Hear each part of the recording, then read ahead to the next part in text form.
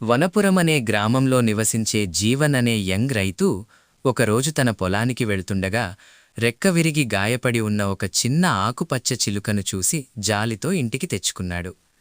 తన మట్టి ఇంట్లో ఆ పక్షికి కట్టుకట్టి ఆహారం పెట్టి కన్నబిడ్డలా సంరక్షించడంతో అది త్వరలోనే కోలుకుని సంతోషంగా ఎగరడం ప్రారంభించింది.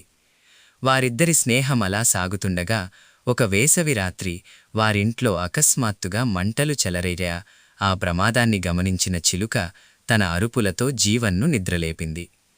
మంటలు అప్పటికే ఇంటిని చుట్టుముట్టడంతో జీవన్ బయటకు రాలేకపోగా ఆ చిలుక వెంటనే ఇంటి సందులో నుండి బయటకు ఎగిరి ఊరంతా తిరిగి బిగ్గరగా అరుస్తూ గ్రామస్తులను అప్రమత్తం చేసింది. చిలుక అరుపులు విని పరుగున వచ్చిన గ్రామస్తులు మంటలను ఆర్పి జీవన్ను, అతని ధాన్యాన్ని కాపాడారు. తన ప్రాణాలను, ఇంటిని కాపాడిన ఆ చిన్న ప్రాణిని చూసి జీవన్ ఎంతో గర్వపడి మనమితరులకు చేసే మేలే మనల్ని తిరిగి కాపాడుతుంది అని గ్రహించాడు.